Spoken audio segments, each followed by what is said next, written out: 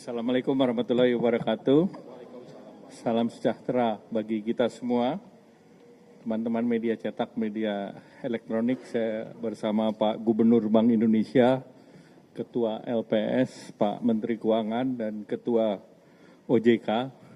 Tadi rapat dengan Bapak Presiden dan dilaporkan kepada Bapak Presiden kondisi perekonomian saat ini yang dari hasil tadi pengumuman BPS di kuartal pertama baik, kita pertumbuhannya di 5,61 dan pertumbuhan ini adalah di antara negara G20 tertinggi. Jadi kita di atas Cina, di atas Singapura, Korea Selatan, Arab, bahkan Amerika. Dan pertumbuhan ini di atas daripada ekspektasi dari berbagai lembaga yang biasanya mereka rata-rata di angka 5,2. Kemudian dari beberapa pertumbuhan kita melihat bahwa pertumbuhan konsumsi baik di 5,52%, kemudian juga konsumsi pemerintah juga naik 21,31%, kemudian juga dari segi ekspor dan impor juga positif. Dari segi lapangan usaha, sektor industri, sektor perdagangan, sektor administrasi pemerintahan, jasa lainnya, dan juga transportasi pergudangan, pertanian, dan konstruksi juga berjalan dengan baik. Kalau secara indikator makro, ini inflasi juga berhasil ditekan di 2,42%, turun dari 3,48% di periode yang lalu, di bulan Februari, di bulan Maret, kemudian juga indeks keyakinan konsumen di 122,9%, neraca dagang positif untuk 71 bulan di 3,32 biliar. Kemudian cadangan devisa per Maret 148, neraca pembayaran surplus 6,1 dan realisasi investasi naik 7% menjadi 498,8. Kemudian kredit growth di 9,49%, dana pihak ketiga berarti trust dari masyarakat tinggi 13,55%. Dan kemudian tentu beberapa hal yang menjadi perhatian tentu terkait dengan Bapak Presiden melihat terkait dengan capital outflow, dan capital outflow tadi didalami bahwa disebabkan oleh pasar modal, kedua SBN, dan ketiga dinetralisasi oleh SRBI. Dan tadi disepakati, dilaporkan ke Bapak Presiden, kesepakatan kerjasama antara BI dan Menteri Keuangan, sehingga ke depan ini bisa dijaga terkait dengan capital outflow. Dan selanjutnya terkait dengan rupiah, Bapak Presiden menanyakan, nanti dijelaskan oleh Pak Gubernur, terutama juga terkait dengan diperdagangkannya mata uang Indonesia secara forward di beberapa negara. Silakan Pak. Terima kasih Pak Menko, rekan-rekan sekalian, Pak Menteri Keuangan, Bu Ketua OJK, Pak Ketua LPS. Selamat sore, Assalamualaikum warahmatullahi wabarakatuh. Tadi dibahas dan mendapatkan arahan dari Bapak Presiden mengenai nilai tukar. Berkaitan dengan dua hal penting mengenai nilai tukar. Bahwa yang pertama, nilai tukar sekarang itu undervalue. Undervalue, dan ke depan kita yakini akan stabil dan menguat. Kenapa undervalue? Tadi disampaikan oleh Pak Menko Bergon, fundamental kita itu kuat. Pertumbuhan sangat tinggi, 5,61%. Inflasi rendah. Kredit juga tumbuh tinggi, cadangan devisa juga kuat. Nah, ini adalah fundamental yang menunjukkan mestinya rupiah itu akan stabil dan cenderung menguat. Nah, kenapa dalam jangka pendek ini ada tekanan-tekanan nilai tukar? Sebabnya ada dua, yaitu ada faktor global dan kemudian pada faktor-faktor musiman. Faktor globalnya apa? Yang menyebabkan tekanan nilai tukar dalam jangka pendek ini adalah satu, harga minyak yang tinggi. Dua, suku bunga Amerika yang juga meningkat tinggi. Yield yield US Treasury 10 tahun sekarang adalah 4,47%. Demikian juga dolar yang menguat. Dan Pak Menko tadi mengatakan terjadinya pelarian modal dari emerging market termasuk Indonesia. Nah, memang dalam secara musiman, April, Mei, Juni ini memang permintaan terhadap dolarnya tinggi. Ada untuk pembayaran repatriasi dividen, ada pembayaran utang, dan juga untuk jemaah haji. Tapi rupiah adalah under value dan ke depan akan stabil dan cenderung menguat. Itu nomor satu.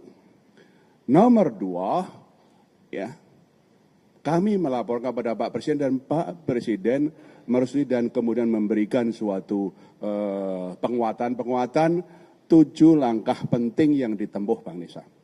Untuk membuat rupiah kuat, membuat rupiah itu stabil ke depan. 7 langkah pentingnya yang tadi kami laporkan apa? 1, kami akan terus melakukan intervensi secara tunai dan domestic non-delivery di dalam negeri dan juga non-delivery forward NDF di pasar luar negeri, di Hong Kong, di Singapura, di London, di New York. Kami terus akan melakukan intervensi untuk menstabilkan rupiah baik di dalam negeri maupun dari luar negeri. Cadangan devisa kami lebih dari cukup untuk melakukan stabilisasi nilai tukar rupiah itu. Yang kedua, tadi Pak Menko sudah menyebutkan, karena sementara ini SBN itu keluar, kemudian saham, meskipun dalam minggu-minggu terakhir hasil koordinasi dengan Pak Menteri Keuangan sudah mulai inflow, tapi year to date masih outflow. Sementara saham terjadi outflow, sehingga kami bersepakat untuk sementara ini SRBI dibuat perlu inflow. Sehingga inflow-nya SRBI bisa mencukupi outflow-nya SBN dan saham, itu koordinasi kami dengan Pak Menteri Keuangan, sehingga betul-betul menjaga inflow-nya dari portfolio asing itu masih year to date-nya masih terjadi inflow dan itu memperkuat nilai tukar rupiah. Nomor 3, ini juga koordinasi dengan Pak Menteri Keuangan, BI akan terus membeli SBN dari pasar sekunder.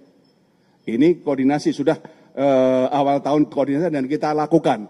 Kami sudah membeli SBN dari pasar sekunder year to date adalah 123,1 triliun rupiah dan kami akan melakukan koordinasi termasuk nanti Pak Menteri Keuangan bisa melakukan masalah buyback dan segala macam. Koordinasi sangat erat antara fiskal dan moneter.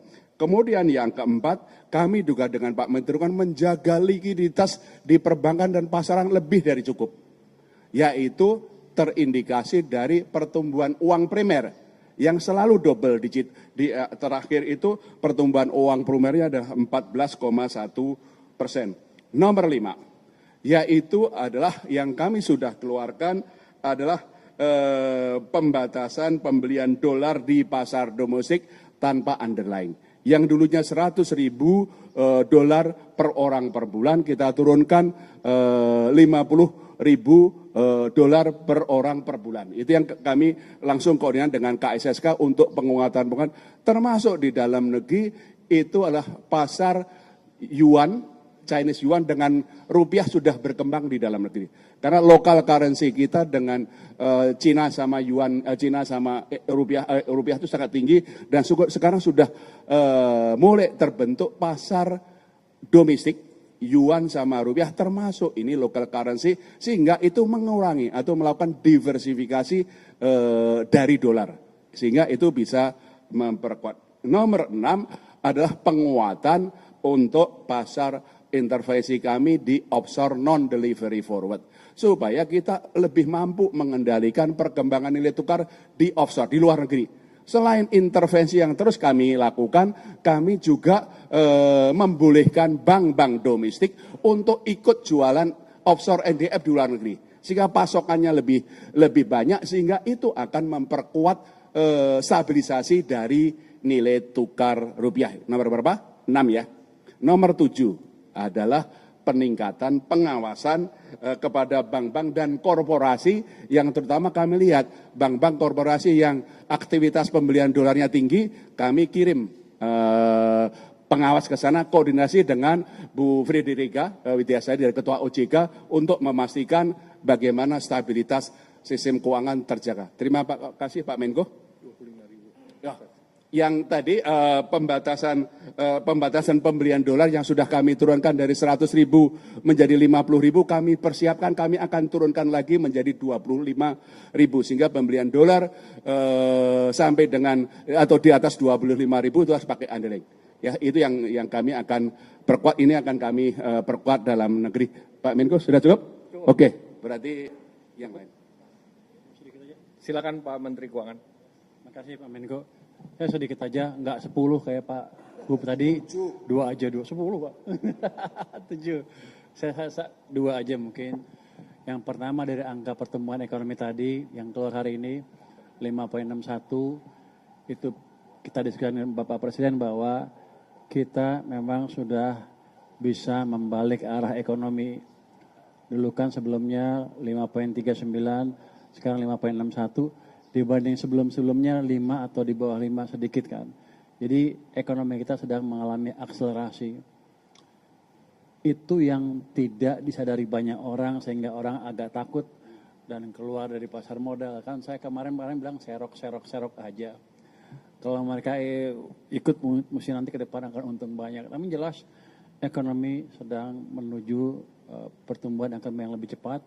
Dan akan kita jaga untuk ruang kedua dengan berbagai kebijakan, koordinasi dengan Bank Sentral juga menjaga sistem kondisi likuiditas, dan juga kita akan memberikan stimulus tambahan ya Pak Menko ya ke perekonomian yang nggak lama lagi akan diumumkan, ya mungkin 1 Juni akan mulai jalan. Yang kedua untuk memperkuat nilai tukar, kami juga akan menerbitkan bond dalam Panda Bond di Cina dengan bunga yang lebih rendah sehingga kita tidak tergantung terlalu banyak ke dolar lagi. Jadi diversifikasi kita akan lebih baik lagi ke depan. Jadi prospek kita bagus, teman-teman semua nggak usah takut. Tadi Pak Presiden juga bilang sama saya, suruh sampaikan pesan bahwa uang saya cukup, duitnya banyak, jadi Anda nggak usah takut. Terima kasih Pak.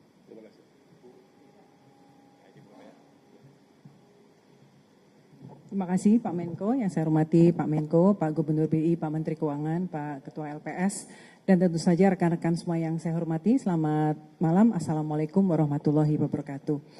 Baik, tadi kami menyampaikan dari forum tadi, pada intinya kalau dari kami menyampaikan mungkin concern dari yang disampaikan oleh Pak Menko tadi terkait dengan pasar modal. Dapat kami sampaikan kalau teman-teman lihat terjadi outflow ya, karena memang saat ini kondisi dari faktor geopolitik dan geoekonomi secara global, di mana tentu kalau dari the Fed higher for longer, makanya pada outflow. Namun selama kita yakini fundamental kita baik ya, kita harapkan ini akan bisa berbalik.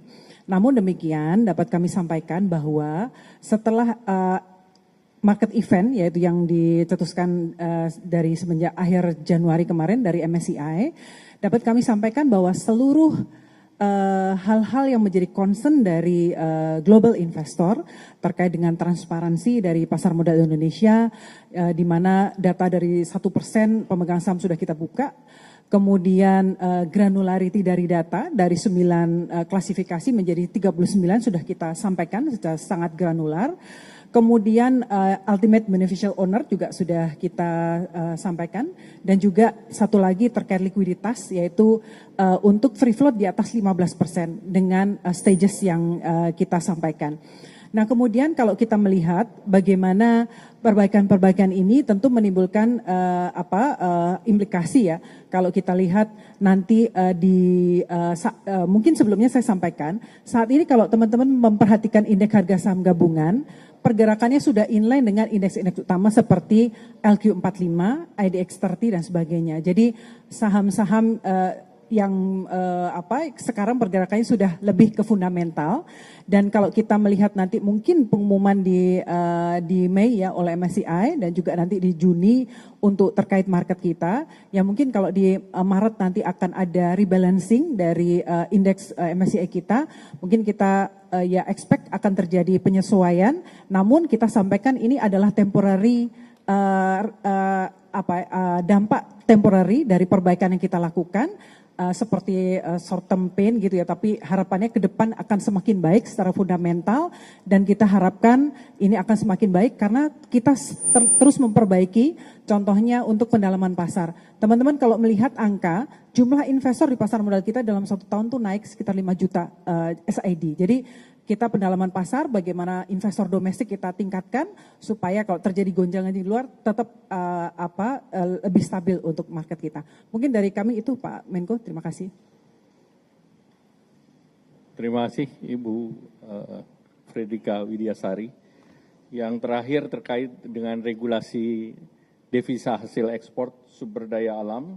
Jadi revisi perubahan terhadap PP 36 sudah difinalisasikan dan akan diberlakukan per 1 Juni 2026. Jadi perubahan bahwa DHE SDA wajib masuk ke Himbara dan dikonversi ke rupiah maksimum 50% dan juga terkait dengan sektor ekstraktif atau oil and gas itu berlaku seperti yang sekarang, yaitu yang berlaku 3 bulan. Baik, cukup. Ada pertanyaan?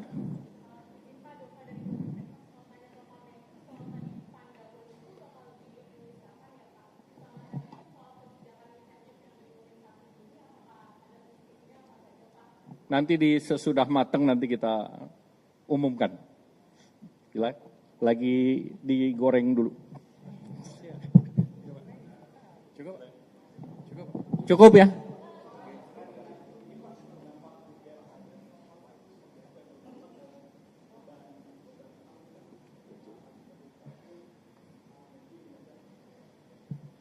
Jadi angka-angka yang saya sebut waktu itu dengan asumsi $100 per barel itu sudah memasukkan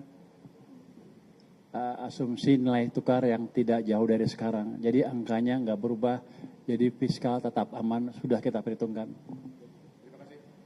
Baik, terima kasih. Wassalamualaikum warahmatullahi wabarakatuh. Terima kasih.